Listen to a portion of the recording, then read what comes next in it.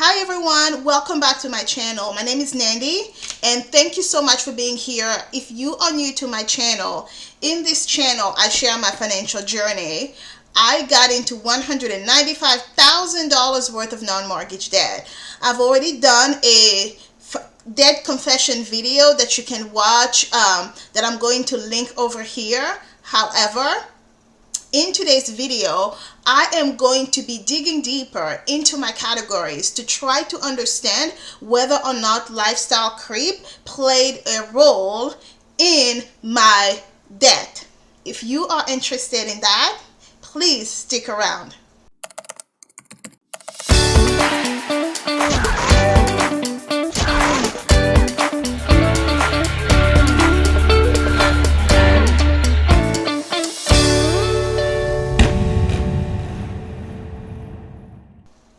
Alright, let's go ahead and get started.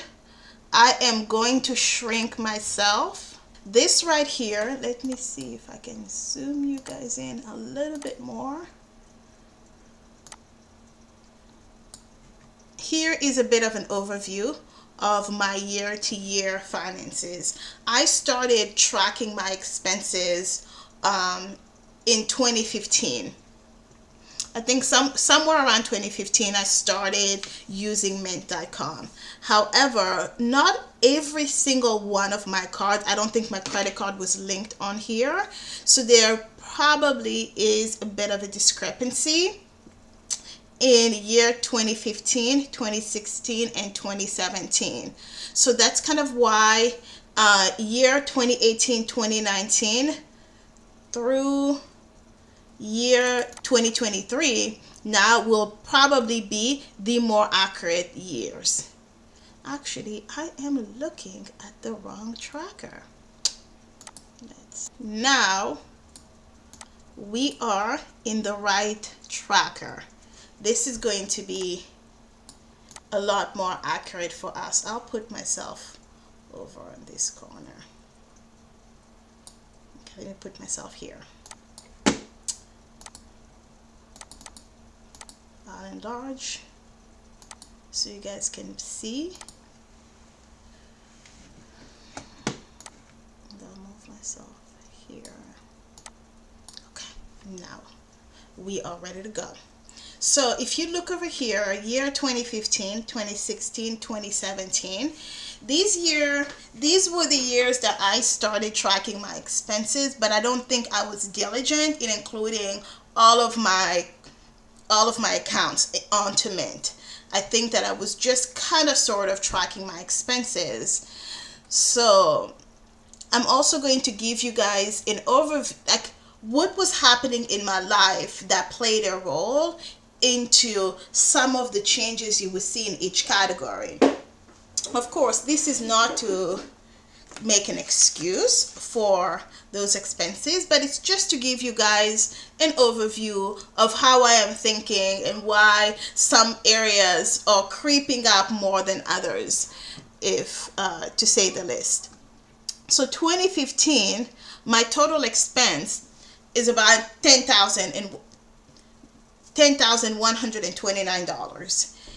My biggest spending category is shopping, around $3,187, or 31% of my expenses. My next biggest category is travel, around $3,000. And I think I know why this had happened. And it's an interesting thing to note here, because I think this was the first year I went from only having one credit card that had a balance of about $2,100 to now having three credit cards, I believe, around this time that had a balance of about $15,000. I mean, I was bawling. I was like, what? I ended up paying for my sister's ticket to go to Africa because my grandfather passed away, and that's what the $3,000 here is for. And I also paid for my parents. I paid a vacation for my parents to stay at a nice hotel. My family, we were bad. We would stay at like Motel 6, and the minute my sisters and I started to make money, we were like, we ain't doing that. So this could be considered a lifestyle creep if you want to. Food and dining, I'm at 14% at $1,400. But for the most part, my expenses are pretty low throughout all the other categories. Never really had a car, so for of course auto and transport stayed low just because of gas. 2016, my expenses almost double, and here my biggest expense is still shopping at 29%. It went down by percentage, but not by number, of course. And my second largest expense here was business services. And this is really interesting because I'm wondering what the business service. Oh, I think I may know why.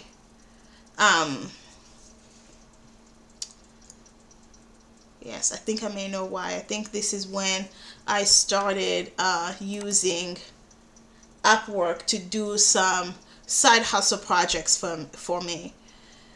And my second biggest expense here is education. I also started school, I think towards the end of 2016. I started school in 2016. That's right. I started working on a blog. And as part of that blog, I hired somebody to do work on the blog for me, just to build the website, build the logo, etc. I also started school, so some of those expenses are reflected here.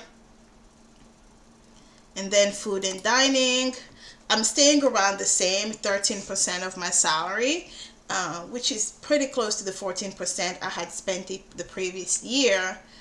And then here comes 2017. In 2017, there's going to be a shift in dynamic a little bit, because 2017 was when I got a new job and also purchased my first home. Oh, that is not reflected on here, but I purchased home number one.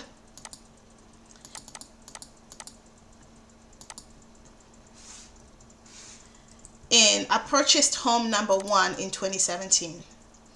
And what I also didn't share here is in 2015, I purchased home number, I got a new job. And 2015 was the first year I started to feel like I had a big girl job. Because in 2013, I got my first job right out of college, but the salary was ridiculously low. They were paying me, somebody with a bachelor's degree, years of experience in the lab, just as a student and as a lab assistant, but still I had years of experience, and they were paying me the same amount that I was getting paid as a massage therapist with 5 months of training without the tips.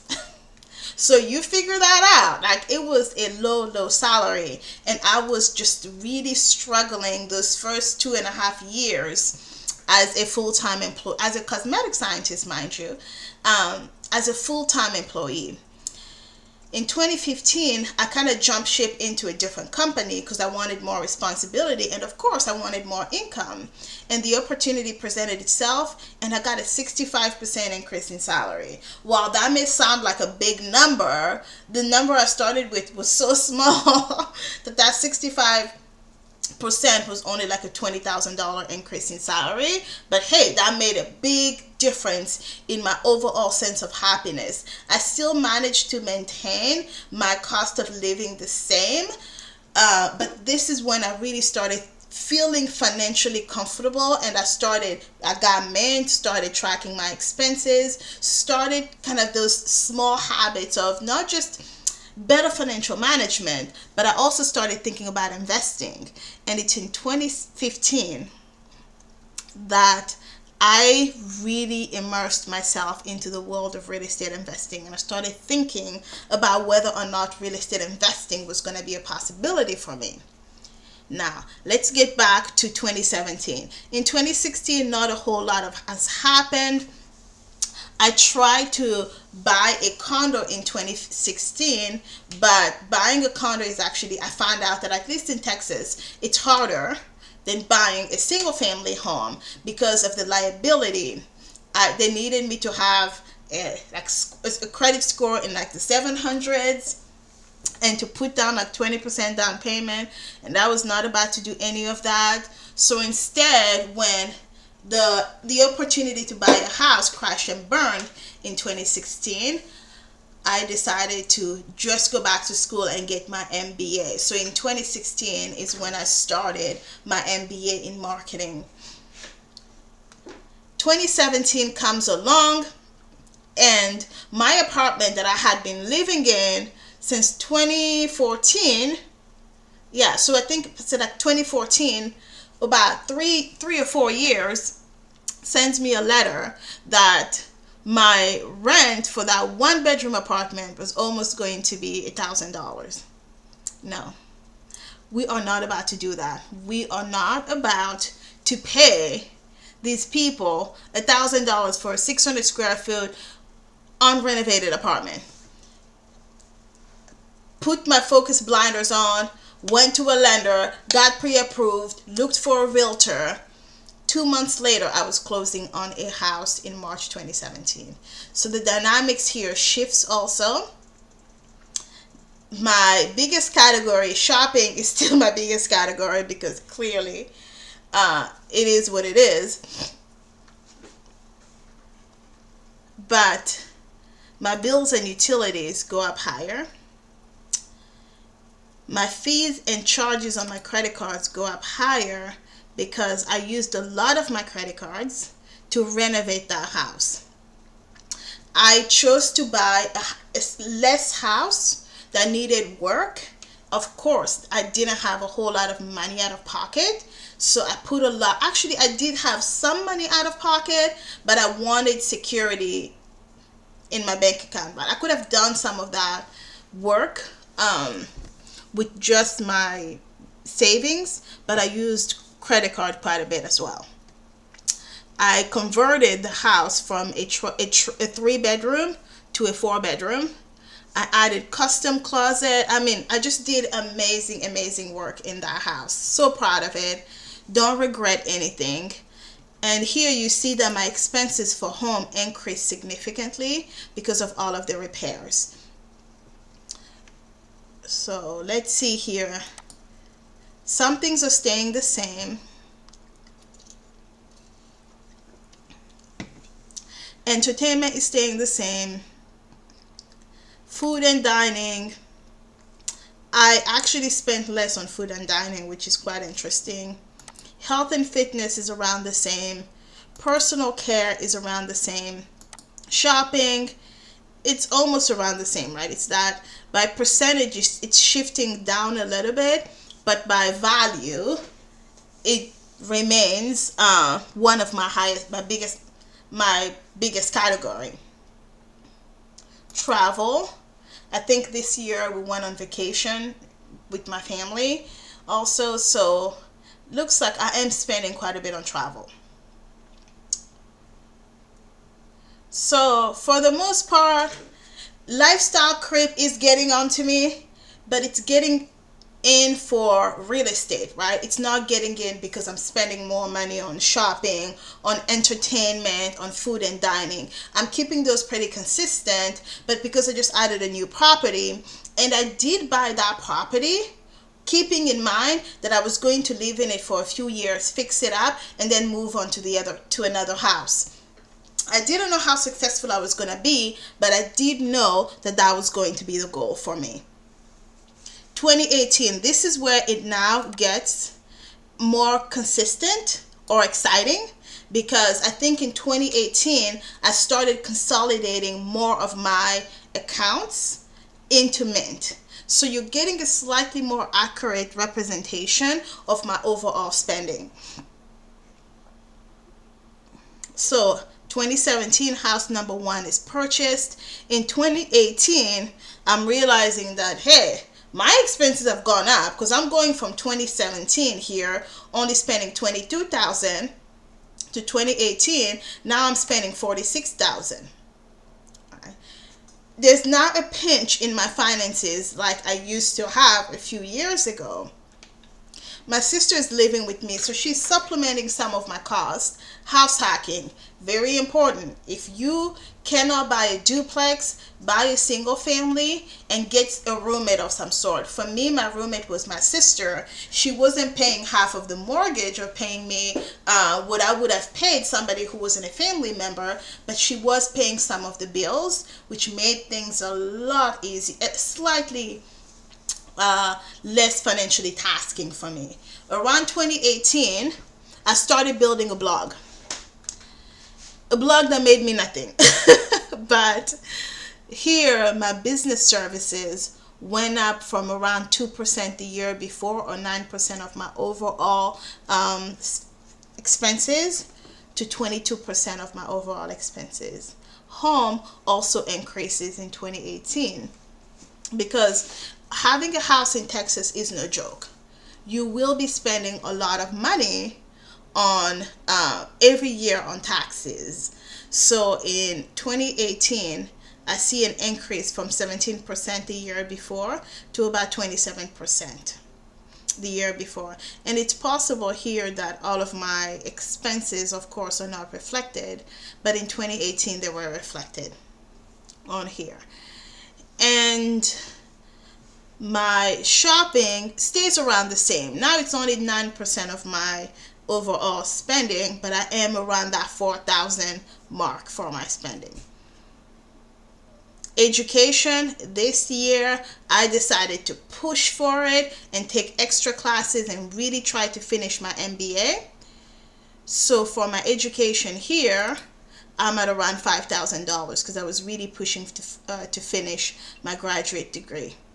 Food and dining, I've about doubled my expenses, around $3,382, but I've also added another person. My sister's living with me, and I'm doing most of the grocery shopping here. So my total spend for this year was $46,891. And in 2017, I get another job around the same time. So I also saw an increase in salary of about 40%. And this increase in salary only takes into account my base salary. It doesn't take into account all of the extra bonuses, extra benefits I'm getting. This particular job, when it comes to benefits in a company, was probably one of my best job. Like my current job has pretty good benefits too, but this one, when we're talking about health insurance, profit sharing for the company, bonuses, they did a really good job offering me those. So when you think about all of those benefits, it was almost like double my salary. Okay, this video is getting a little bit too long, so we are going to end it here, and I will see you in part 2.